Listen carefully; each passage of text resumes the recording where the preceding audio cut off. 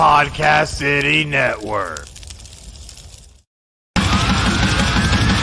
You're listening to The Brad Chandler Show.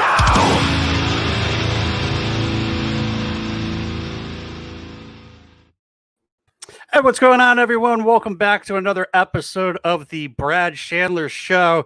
With me today, I have a person who actually has years of experience in kind of doing the same shit that I'm doing. I'm going to introduce my buddy, Knob from OFNR, this fucking guy. What's going on, guy? What up, dude? It's been a long fucking time, man. I've been on your show before. A few times. And it's about time I end up having you on mine. So maybe you could teach me a few things going forward. You know, you doing this quite some time now. Yeah. It's been pretty cool. I appreciate you reaching out to me. I believe you reached out to me after I had Josh. Dude, that was a great interview. First of all, Josh is always great to have on the air. I love Josh. For serious conversation and for silly conversation. I've had him for both, and it's just fun. I love Josh because, like, I brought up the whole, like, how does it feel being, like, one of the few black people in the metal scene? And it's like, you know, anybody else, like, if it was somebody else that was an African-American on the show, I probably wouldn't have said that. But because I'm friends with Josh and I know Josh, it was like, I'm going to ask him. And he didn't take it. He was like, yeah, you know, blah, blah, blah. And then, like, come on, and he's like, you know, there's a couple Matt Rudd and stuff like that. I was like, Jesus Christ, how can I forget these people? But it was cool. It was cool to sit there and bullshit with him. And that's basically what I wanted to do with this podcast is like pull out some people that have been in the scene, have them come on, get some recognition, hopefully get some people to click, listen, whatnot, check out some of the bands and some of the projects that other people do. Like I've had some projects that you've done for me. One of my podcasts, you ended up doing an intro for me, which came out pretty fucking cool, and I appreciate it. So enough of me, like sticking my nose up everybody's ass right now. How you doing, man? Like I know you stopped doing OFNR. You have a new show going on. Talk about that. Yeah, so I'll explain that because a lot of people get confused. So OFNR originally started in 2006. OFNR wasn't OFNR, it was F and Radio. That's what it was called. It was called F and Radio. It was a radio station 24/7. It was on all the time, broadcast live. It wasn't a podcast. Like we had an actual schedule and music director and program director and all that. And then I did that for 11 years. You know, I did that till 2017. In 2017, I lost my house to foreclosure. After fighting with the bank for 10 years, I said, enough. I don't want to fight no more. I'm done. I walked away. And it was like, fuck, I got no studio. I got to shut down the station. Like it's an expense that I cannot afford. The royalty rates over $100 a month to be able to play whatever the fuck I wanted. Right. You know, no money coming in for this. Yeah. At all. And I looked at the listening numbers and I looked and I said, man, I go to every fucking show. And I'm talking every local show there is. I'm there. I'm seeing 30 to 40 listeners a month. I'm like, what the fuck am I doing spending $100 a month plus electricity and for what?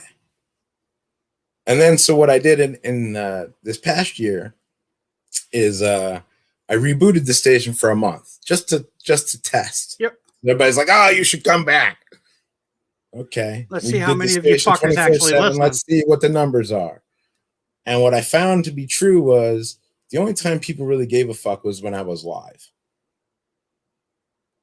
Any other time, nobody's really listening to the station. Nobody cares. That makes sense. So I was like, well, you know what? Paying the money to keep a 24/7 station open when only people care about is when I'm live makes no sense economically, time-wise. So I reached out to my buddies over at Bull Spike Radio out of New York, which is two brothers with muscular dystrophy who run a radio station, have been now for almost the same length of time as OFNR. and said, "Hey, I'd love to do a show. I just want to do a show. I don't want to be I don't want to do any management. None of that stuff. I don't want, just want to do a show." And they were like, "Oh yeah, fuck, dude, absolutely, no problem." Because when they started, I helped them launch their station. Like Turbo hit me up and was like, "Hey, could you kind of point me in the right direction?" And I was like, "Well, yeah, sure. Here, this is what you do." And he always says, like, I could have treated him like him like an enemy or like a competition. Exactly. But instead I was like, why? Like, internet is not the same as FM. It doesn't need to be the same.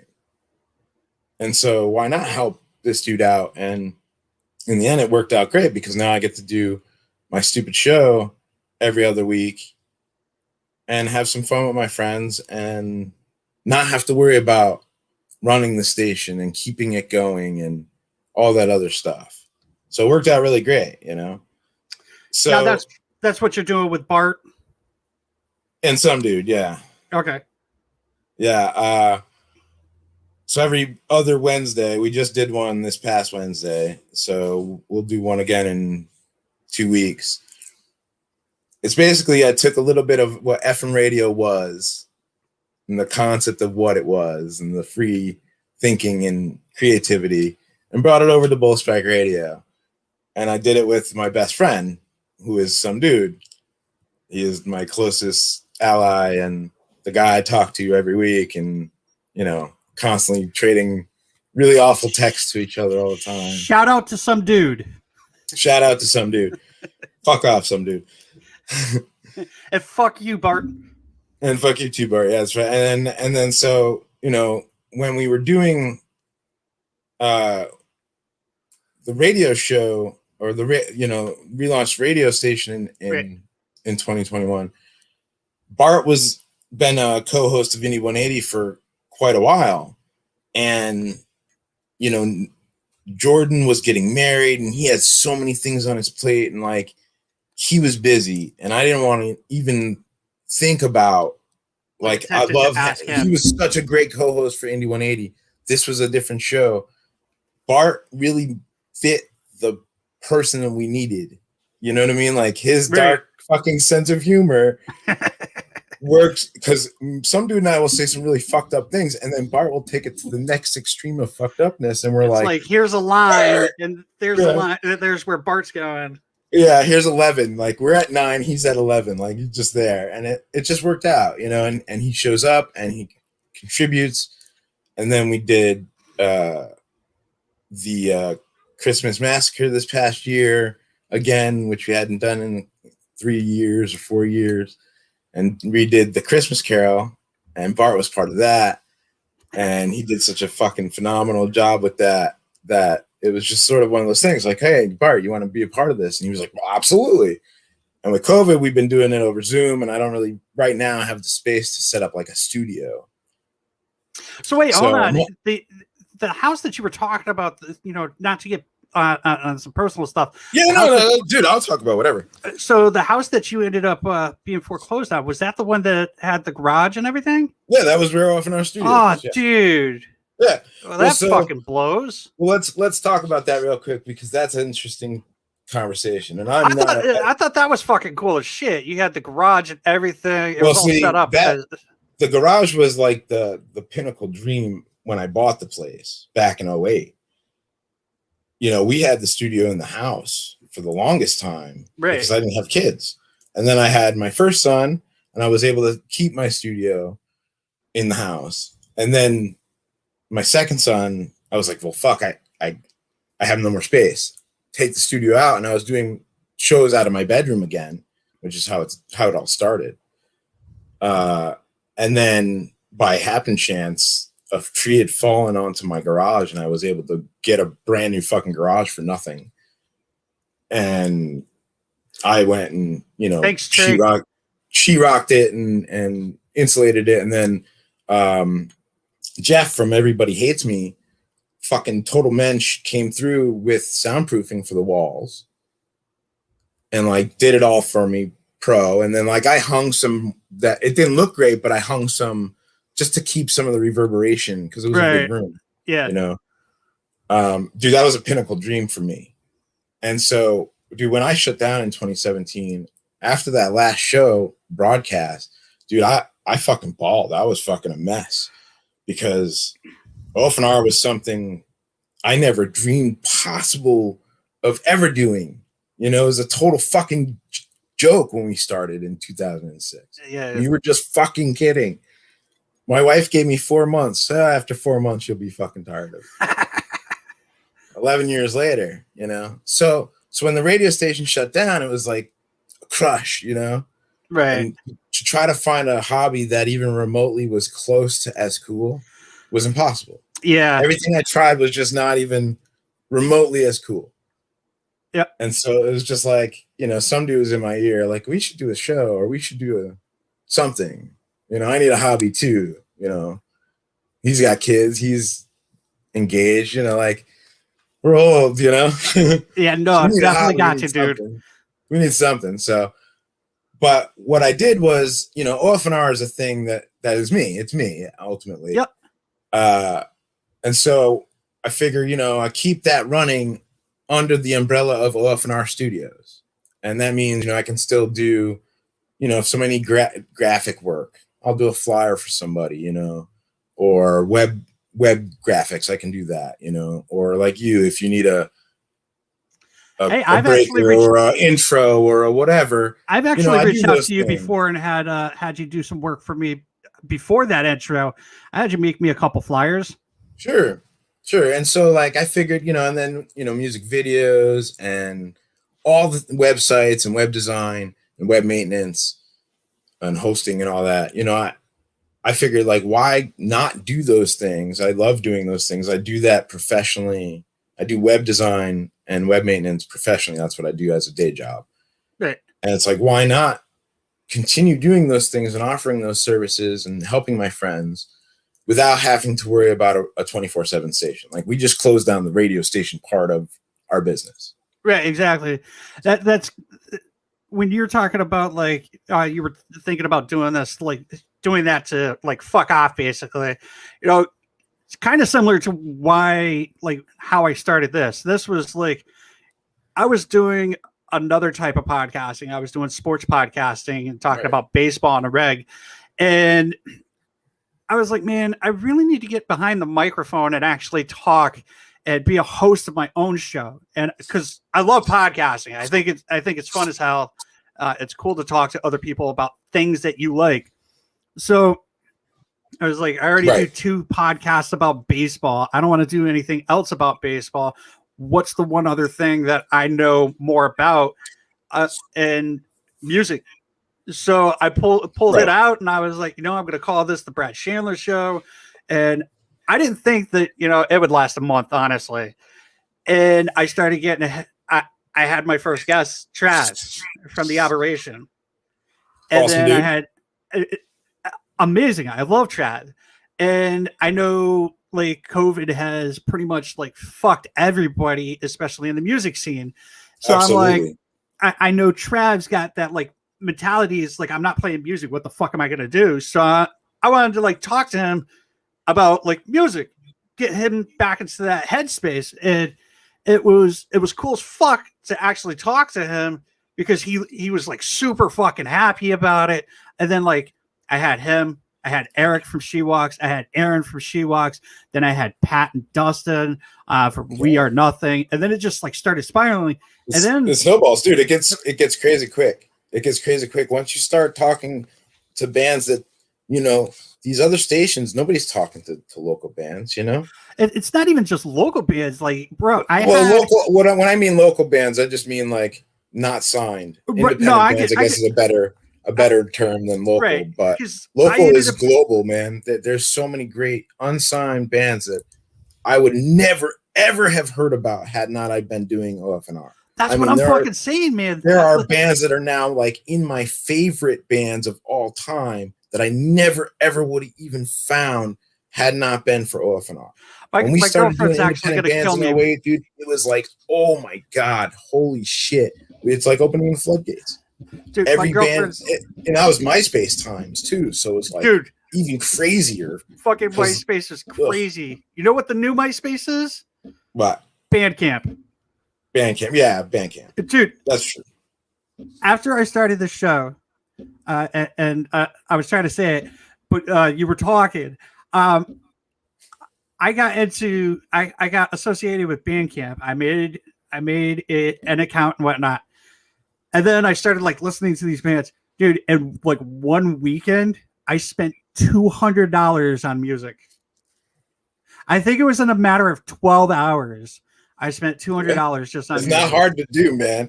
There's so much good music, so much good stuff out there. There was this band I found, Idle Ruin, from Australia. I had the drummer on a few episodes ago, and it caught my attention because the drummer was the lead vocalist. Right. Which is not normal. Yeah, exactly. So that caught my attention. So then I started listening to it, and I was like, wow, they're fucking super thrashy too. And then come to find out, they just started like over a year ago.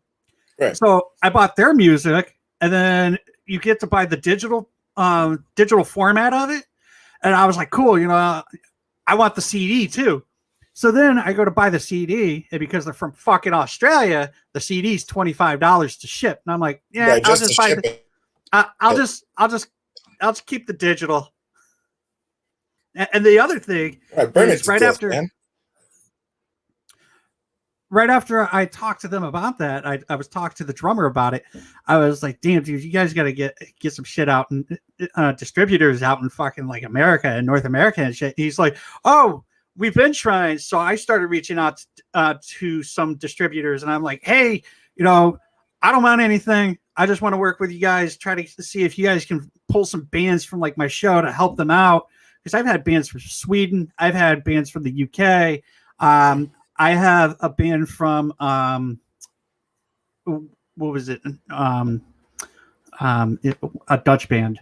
I'll remember exactly where they're from. Denmark. Sorry.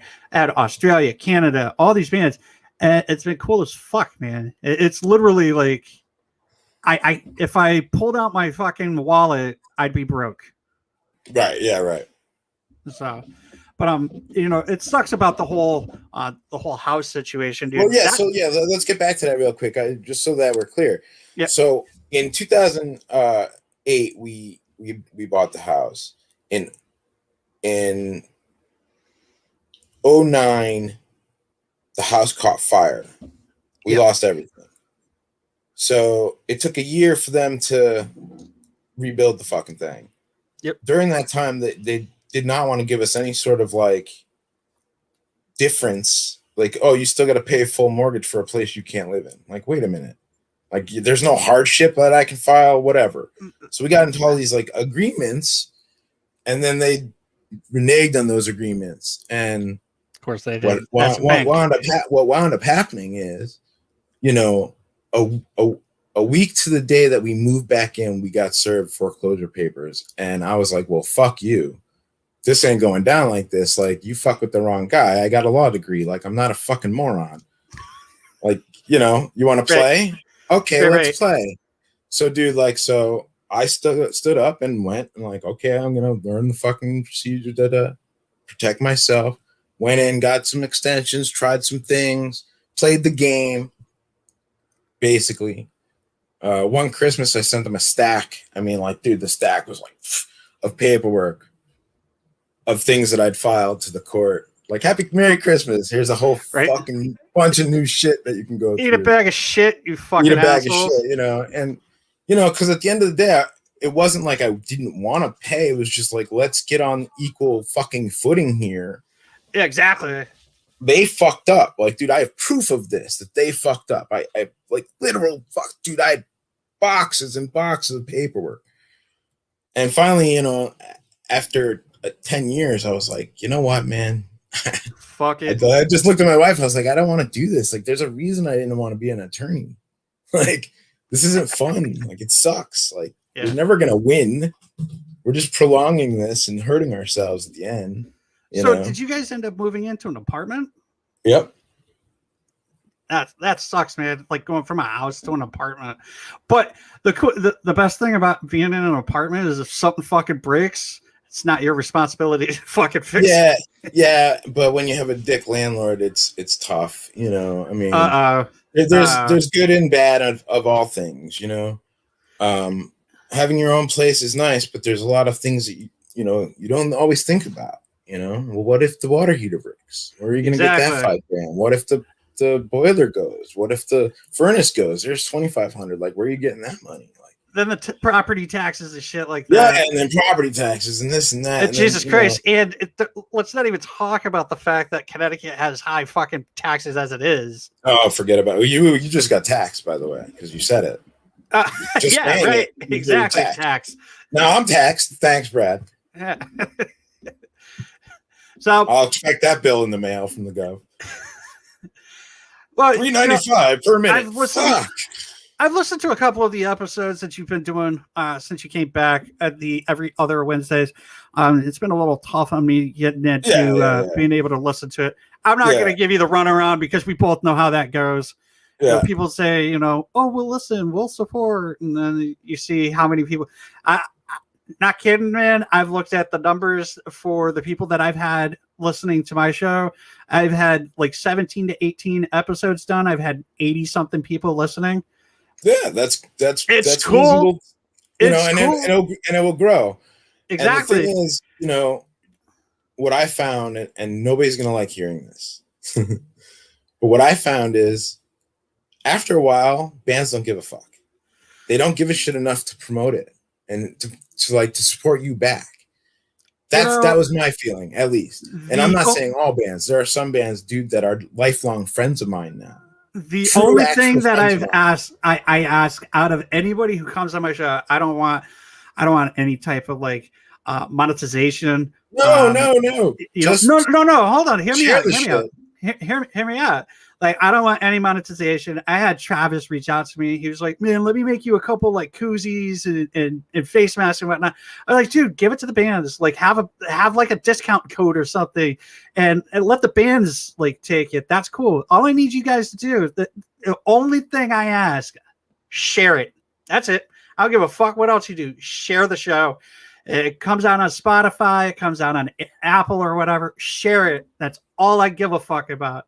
I don't care. That's good that I know that it comes out on Spotify. Now I'll add it to my thing for my ride home. That's good. Yeah, it's YouTube, Spotify, Google Podcasts, Apple Podcasts. We're all over the place. I'm using Anchor to distribute. So that's been a blessing in disguise. The only thing that actually right now is pretty cool is I have a website that I started, very, very basic website too, the BradChandlerShow.com, and I've been getting around 600 views a day, which is pretty cool. Awesome, man. It would be awesome if those 600 views would be 600 listens a day. Sure. Sure. So you got to think too. When you're just starting out, and you got to build and you got to promote. And, 100%, man. And you got to hope and pray that the promotion's enough and that what you're doing is enough that people give a shit. Right. And it's the only thing that actually ends up costing me anything is StreamYard. And I use StreamYard for both my podcasts right now. And if I can find something else that's different, that works similar to StreamYard, I would use it in a heartbeat. But I like this because it's very simple. I sign up. I put it on my Facebook. I used to be able to put it on my Twitter, but something's going on with Periscope. I guess they're done. Yeah, Periscope's done. So I can't connect to Twitter now for live stuff. But I've got it on YouTube. It goes right now. We're live on YouTube. We're live on my Facebook. So it's cool as fuck. Check out OFNR Studios on YouTube. Yeah, go ahead, dude. Give a plug. Yeah, man, we're on all those places. Well, not all these places, but of course, we're on YouTube as well, and Twitter, and Facebook, and that's about it. I don't go crazy. We're on SoundCloud, of course. Social media is freaking crazy, man. I have 3 accounts on Twitter. It's too much. It's too fucking much, dude. I started a Twitter account just so that like I could get into the whole baseball aspect of stuff. And then I was like, you know what? I'll start a Twitter account for this show. And then I started a Twitter account for another show. And now I'm the admin of all three of these Twitter accounts. And it's like, fuck, I'm getting notifications from this one, but I'm signed into here, and it's fucking crazy. Let's go back to the days of MySpace. Fuck it. Yeah, no shit, huh? So, I want to know a little bit more about OFNR. So you started it kind of as like a fucking off type thing. Yeah, kind of how I'm doing this. And basically, what happened is I got out of law school. I finished law school, got my degree. Right. Took the bar, missed it by like a couple points, and was just like, I need something creative. I need to do something else. Yes. Right. And I kept hearing these Connecticut School of Broadcasting commercials. And I'm like, well, I used to do college radio, and that's a whole nother story. And like, I kind of dig that. So I went to Connecticut School of Broadcasting, got through that. And when I went there the very first day, I met this dude named Aaron Howard. Okay. And we just happened to kind of hit it off. And he was into smoking ganja, and I was into smoking ganja. And like a bunch of us kind of became like a group of together, you know what I mean? And a group of ganja smokers. Yeah, ganja smokers. And like, a lot of these guys, they didn't know how to do a lot of the production stuff. And I had already knew that before going, just from doing it. Like, I'm a nerd. That's what I do. And so like, I kind of had a leg up in the sense that I kind of knew already how to do a lot of the things that they were talking about. They just made it so I did it better and quicker and more efficiently. And so like Aaron and I started hanging out like outside of Connecticut School of Broadcasting at my house. And I had a little setup for my own stuff for like, I had a band. I was in a band for, just me and my buddy. It was an acoustic, like folk type shit. Okay. Back in the 90s, So I always knew how to like record my own stuff and, make sure that I could have some way to like, keep memory of these things. But so I had a studio and we started fucking around, and we came up with this concept of like, you've heard Adam Sandler's earlier CDs where there's like all these skits and stuff. Probably. So, yeah, there's tons of them, the why don't you take out your cock and nuts? That one. Yeah. The go. Of course, the cock and nuts. Yeah, all those things. Well, we thought it would be funny to do like a whole CD that was one whole skit ultimately. And so we started fucking around and dicking around with it. And we came up with this idea of doing Neil, which was Aaron. We changed his name to Neil. And my name was Bob. So Neil and Bob, ha ha ha ha ha. And my full radio name at the time was Neil and Bob on the Knob. Ha ha ha ha.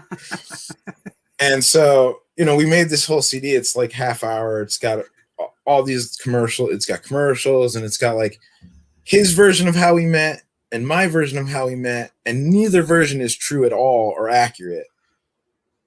And then we wind up on this thing and whatever. And so at the end of Connecticut School of Broadcasting, we were like, we got this CD and we think it's funny. Our friends think it's funny. Let's like shop it around, So we try to like shop it around, like think what we could do with it. And I was like, dude, I know this place that like has like, you can go to like set up a radio station. Like, and they have this place, And we went there and they were like, well, the guy just moved headquarters to a different state or whatever. We're the only little station left. So I was like going back to work and I was all bummed out. Like, fuck, man, what are we going to do? I was like, I kind of know a way through Live 365, but there's money involved. And I got back to work and my boss was like, so how'd it go? And I'm like, I told him just what I told you. And he's like, well, how much money are we talking? I'm like, it's not much. It was like $20 a month for the license. And dude, he literally went into his wallet, reached and gave me $20. And he was like, tonight you start the radio station. I was like, what? He's like, yeah, do it. And so I called Aaron. I'm like, dude, we're going to start the fucking radio station. We're going to start a radio station. He was like, what? And we had already had a radio station name because we were doing in CSB, you have to do like it's television, radio, broadcasting. So you have to do like shows or broadcasts and record them and give them to the teachers, you know, so that they can, you know, evaluate how you're doing. And so we just did a show together, Aaron and I, and we called it the Shade Rock Show or something like that. And then he did a television commercial for Effin Vodka, EFFEN. And he's like, you know, we should change our fake station name to Effin Radio. I was like, oh, that's funny. And we'll call it FN, you know, just F and radio. And I thought, oh, that's funny. And so we made breakers and stuff for our fake radio show. And I still have all this stuff. It's awful because, you know, we're 2006. We have no idea. 2005, 2006, we had no idea what the fuck we were doing. You'll have to bring that out one of these days. Yeah. And so anyway, when I said we're going to start a station, he's like, well, dude, we're going to call it Effin Radio then. Oh, all right, cool. Effin Radio. And so through Live 365, I paid the $20 into the, you know, to start the station. And the first 3 weeks, we had no fucking clue what we were doing. I mean, literally zero. There's no manual. There's no nothing. I'm going through every forum I can think of on Live 365, find this program called Sam Broadcaster. And that changed everything. That was the life-changing software by Spatial. It's so great. I still use it to this day. And basically it was like an automated DJ setup, you know, for radio specifically. Yeah. So it was like automation and helped us. And then we started being able to record. So I have everything at like from week 3 on of the Neil and Bob show. And that show was ridiculous. Dude, we'd start the show sober and by the end of the show be hammered. And so the show would just get progressively more fucked up as the night got on, you know? That's the best. And so it was like, it was a gag, dude. It was a joke. Like, aha, this is funny. And like I said, you know, my wife was even like, yeah, 4 months. And then Neil left, like, you know, 9 weeks, 10 weeks, he moved, had to move, whatever. And then his buddy, Mr. Woods, stayed, and my buddy Mike, we call him the Pout, and he was around. We lived together for a year, and he was like in to help. And so we started developing different stuff. And it was Mr. Woods who was like, you know, what about interviewing like local bands? What if we could try to do that? And this was like 2008, I think. And I was like, that's a great idea. And so he booked the first interview with a local hardcore band called When Freedom Dies. All right. And once he did that and I realized how cool that was, it was like, oh shit, we've got to like branch out and try to reach out as to many. So I went, you know, and I got bands from Washington State and California, you know, and I, like realized how, like you were saying, how quickly you can get music from all over the place and start talking to these people in a real way, in a one-on-one type of setting, instead of having to go through a manager and a this and a that. You're just talking to people ultimately who love playing music, and you know, some of them really, really fucking well, even better than I think what is played on regular radio. You know. Well, I don't think too many people actually listen to regular radio anymore. No, we've talked about this before, and it was one of the assholish things I probably have ever said to you. You had asked me about how I listen to music, and as we're talking to a guy who does radio, I was like, "Nah, I don't listen to radio." And I was every time I talk to you, I'm like, man, you remember that time I was an asshole and I said I don't listen to radio to the guy that does radio? I always look back at it. I'm like, what a dick answer. I don't even take offense. It's all good, dude. I understand now, especially more now than ever before, is like people don't consume media that way anymore. No, it's everything is MP3. It's you know, Google instant. this. Everybody wants to that. curate. Everybody wants to curate their own music and playlists, man. They don't need some asshole disc jockey 95.5 K-Suck. Here we are with the same song that we've been playing for the last 35 years at exactly You got it. The same time. Listen to 95.5 K-Suck. The only radio station I listen to now is I listen to Bax and O'Brien in the morning. That's about it. Right. But that's the I don't listen to them for the music. After they're done, I turn on like Spotify or I put YouTube on or something. Dude, I have Howard. I have Howard Stern. I have Sirius. The only reason I have Sirius is for Howard Stern. That's it. Sirius because is to me that's such the king. garbage. You know, that's the guy that does it the best to me.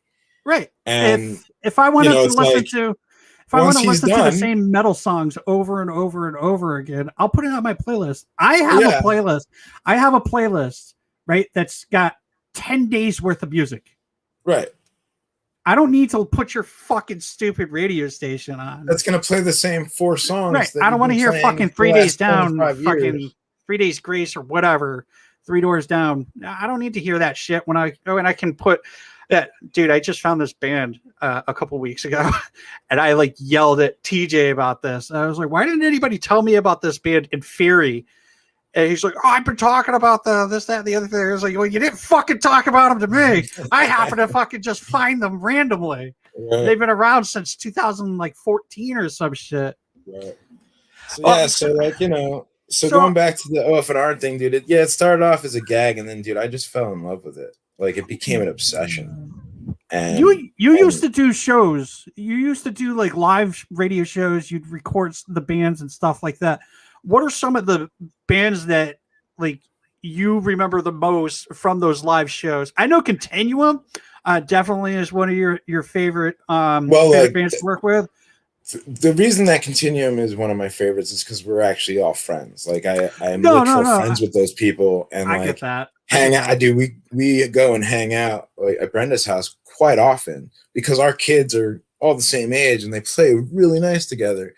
So it's like one of those weird things that, like, you know what's weird about that? I didn't know for probably, I want to say like 2 years that she was married and had kids. Yeah, she's married to Greg from Enemy of Reason. I know that now, but like when I first met everybody in Continuum, I had no idea. I had no clue. I had no idea that she had kids or anything like that. Yeah, so I am a huge Continuum mark. I love Mr. Brian Riley. That dude gave me a job, like a literal job when I needed one as IT and helped me out. And like, dude, I could not be more thankful to that guy. And those guys are just awesome to hang with. I've partied with them so many times over the years. I was pissed off at them because they made Crossing Rubicon sound so weak in comparison. You know, like they should have went on after Rubicon because they went on first, and like Continuum, that shit is heavy duty. And Crossing Rubicon, those guys are awesome, but it's not heavy duty. That's not like Continuum's like serious. That's a heavy metal force, you know? And it was just like, wow, you guys just destroyed the fucking headline band. Like that shit was crushing, you know? And I've been friends with them ever since. But other bands that I think, for me, anyway, dude, Cyperna. Dude, there's nothing better than a Cyperna show, dude. That shit is fucking ridiculous. It's so ridiculous. I had them on the first show that I ever put on at Cherry Street, and I remember I reached out to the guys from One Ton Tommy Gun, and they were like, hey, who else is going to be on the show? And I'm like, well, if you guys are going to be on the show, I'm pretty sure I can get Cyperna on this show. They're like, you get Cyperna on this show, we're there. And I was like, okay. So I reached out, and Cyperna was like, yeah, we'll play it if One Ton Tommy Gun plays it. They're working on new music. I can't wait. I'm definitely got a boner for that. Obviously, the guys in Stagger in Jersey. You know, I met those guys by pure accident. I was at a show in Jersey, and they just happened to show up to support friends of theirs. And I wound up talking to them more than their friends who were playing because they were playing, and I had an opportunity to like actually talk to the guys in Stagger and learn more about them. And it just became this cool thing. And then like I brought them to Connecticut, and then they hooked up with Cyperna guys, and like those guys are really, really tight friends now. And it's like cool that I was able to help bring that together and make that sort of connection for not just bands, but like lifetime friendships that are like, you know what I mean? Like, yeah, that's what it really is all about, you know? There's nothing more. There's so many of those bands. Fear the Masses, you holy fuck balls. if you have not heard Fear the Masses, you're missing out. Like those guys are ridiculous, and they're just as good live, if not better live, than their CDs or music. Fucking retarded, dude. It's so great. Love those guys. Love She Walks. She Walks, another great band, dude. I've been hanging with those guys. They had Keith Pearson was still in the fucking band. I brought them to the city, to Brooklyn. We destroyed the trash bar. This shit was awesome. Just love those guys. And then like that's how I wound up thinking of Jordan when I was time that I needed a co-host, because I was just not having a good time doing a show by myself. That's lame. I like having somebody it's hard to talk to come up with the content. Yeah. So it was, and he just fits so perfectly and was so like, we had such a great time and so many great shows, and especially in that garage, because we were able to have bands come in and actually play live right there. And it sounded awesome. And it's like, dude, I have all those recordings, every one of them. And there's actually still free music out there, I think. I've got like 3 compilations worth of stuff from years of stuff, that we've done. And one of which is the best of acoustic sessions. And that's all the different, one of which is She Walks acoustic. You'll never get that anywhere else. Right. Just here. One of the coolest things that ever happened to me is years ago when MySpace was just starting, and you were able to like put like your favorite song as a playlist or whatever from a band or whatever.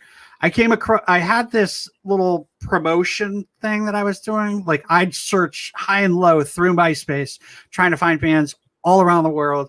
I found bands from the Netherlands. I found bands, like I said, all over the world.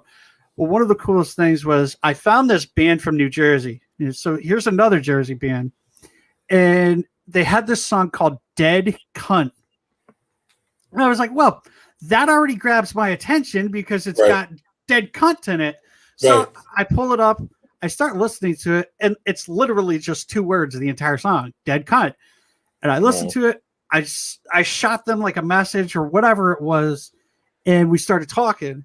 And they were like, hey, because what I was doing is I was taking like blank CDs and like putting these like songs on a blank CD, making comps, and then fucking going out to like shows and handing these CDs out. So people like the Webster and shit, I was handing CDs out at these shows.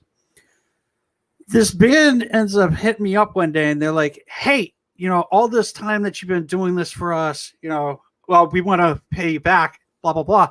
Send me your address. I give them my address. They send me. At this time, I didn't have a job, so the only thing I was doing was I was sitting behind a computer, just doing this music stuff. They send me their demo. They send me their new recorded album that they're coming out with in like a month.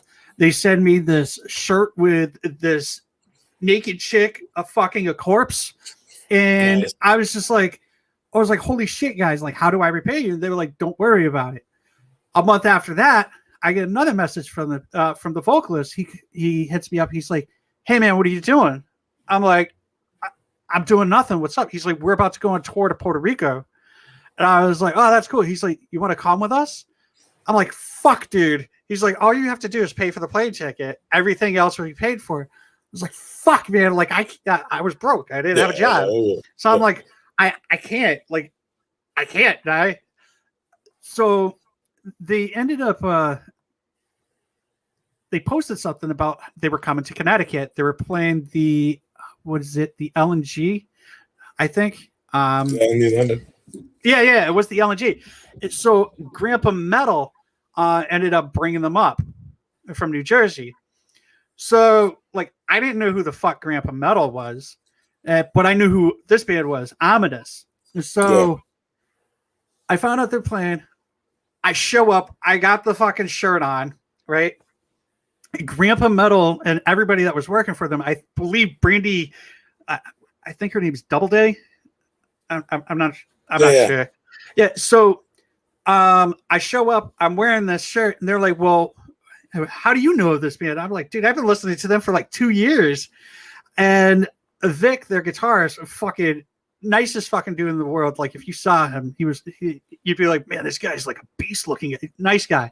He comes up to me. He's like, you ready to get on stage with us today? I was like, what the fuck do you mean? Am I ready to get up on stage with you? I've never seen you guys before. He's like, All you got to say is 2 words.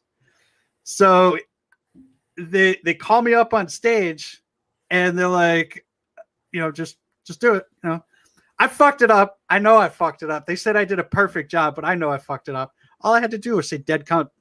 And that was probably one of the coolest fucking things. And I actually just found Vic on Facebook recently, and he's going to end up coming on my show sometime in the future, because now he's doing some acting gigs. He quit doing music. Yeah, but right. It's like super fucking cool how like connected you get when you start talking to musicians and shit. Yeah, it's truly nuts. And what I've really come to find is music is universal. Well, 100%, man.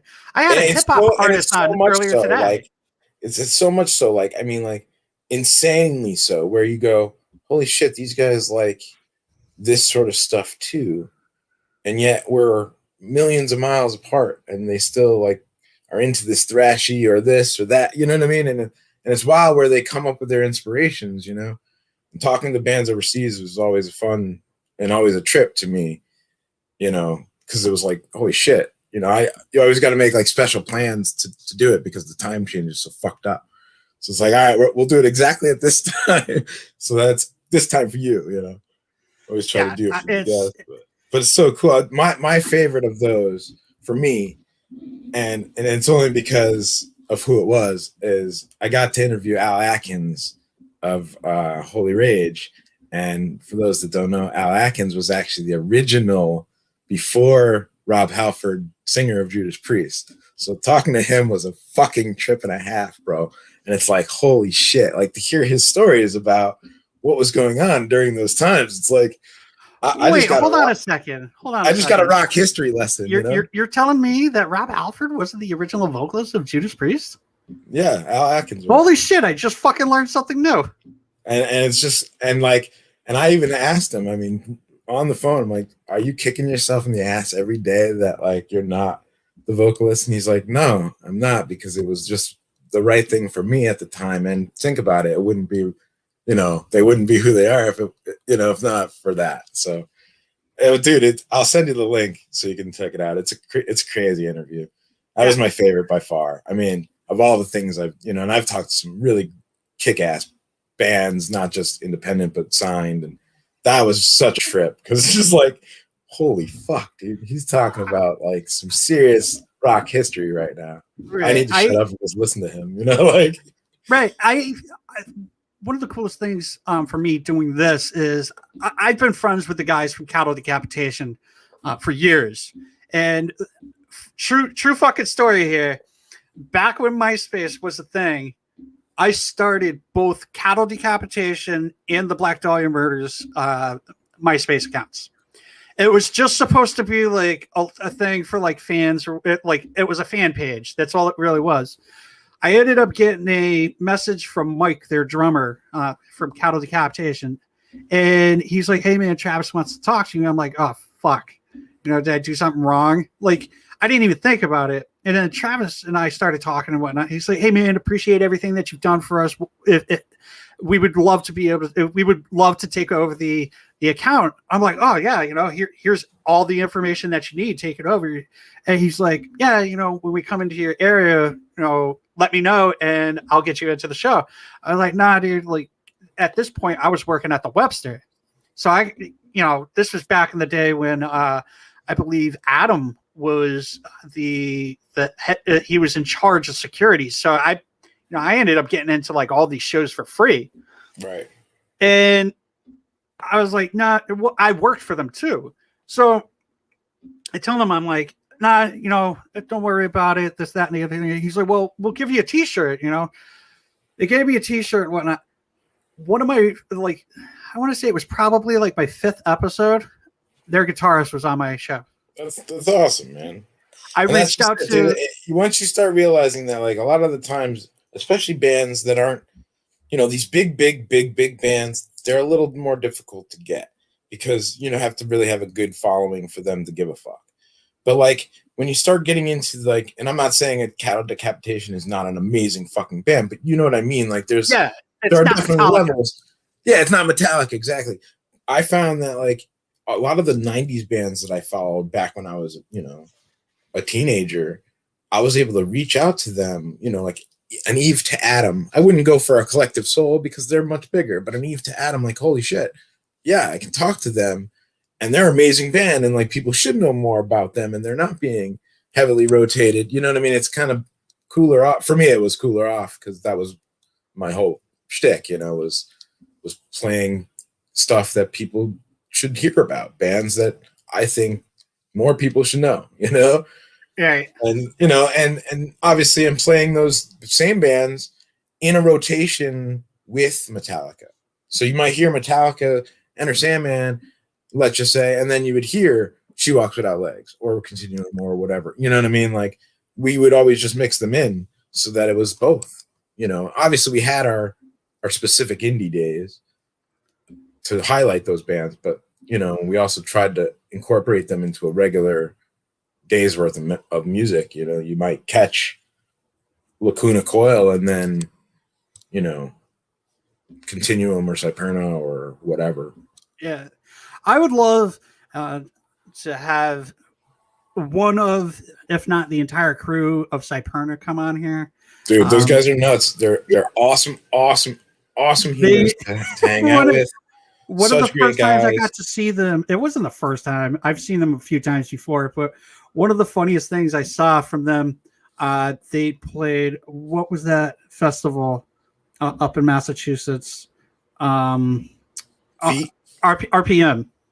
So they played RPM, and somebody was late. Somebody showed up late, and then I'm really bad with the names, but the vocalist, he pulls out a paper plate, he writes down the list, and he throws it on the ground. He's like, "That's what we're fucking playing." And they played for like 25 fucking minutes, and it was just insanity. It was just insanity. It was fucking awesome as fuck too. Dude, I'll tell you, my favorite time ever seeing them was at Cook's, and RIP to Cook's Cafe. Thank you, Mark, for all your fucking support to the scene. Absolutely. Heartbreaking to hear another great place to see shows is gone, but dude, I saw at Cook's, it was Cyperna and it was 2 drummers. That was the most I heard you talking about that on one of your shows. Dude, holy shit, bro. It was you were talking to some guy about that. And I was like, I would have fucking loved to have seen that shit. Dude, it was retarded, dude, because it's just like, you know how heavy fucking Kavanaugh hits those drums, dude. He beats those things like they own money. And then to have another drummer like boom, boom, and they're both playing this brutal. Holy dude, it was like, God damn, man, this is insane. What is happening right now? But I mean, there's so many bands, bro. There's so many, and it goes so far back. You know what I mean? Like that. God, man, there's so many great bands that I met along the way that like were cool people, good folks. Like some of which I never even got a chance to physically meet. A cat from Australia. He was like thanking me that I brought him to the States. I was like, I didn't bring you to the States. You were here. It's like, yeah. He's like, but you made it more like known, and more people started listening to my stuff because of you. And I was like, really? That's pretty fucking cool. Who gives a shit what I'm doing? He's like, no, dude, you have no idea how many more Americans are picking up my album because of what you're talking about it or playing it or whatever. And it's crazy, dude. It's crazy to me. And it still like happens every now and again. I'll run into somebody and they'll be like, dude, thank you so much for what you did. And it's like, I didn't do anything. Like, you're welcome, but I didn't, I'm that guy that I'm just a music fan. I had way too much fucking free time on my hands. I don't take any credit for helping. It's cool. Yeah, dude, it's hard because I don't feel like I'm doing anything a little special. pat on the back. That's cool, but it's like all I'm doing is like taking what you're giving out and putting another platform into it. Like I've got a band from Australia that needs a distributor out in America so that people in America can pick up their albums for less than $25 just for shipping. Right. And, I'm trying to help them. And I've talked to so many fucking distributors. I didn't even realize how many there were, right. And it's crazy. I got guys in fucking Sweden hitting me up. I yeah, just oh yeah, bought dude, the Swedes love that. We always had good listening ship in the Swedes and the Germany. Hold on 1 second. I gotta show you something. I swear to God, if you pull your dick out. So I told you that I bought like $200 worth of fucking music. This was one shipping. That's You're like one me, bro. shipment. It's an addiction, my friend. Seek help. Yeah, TJ was like, "Oh, you need to check out the entire Artisan Era record."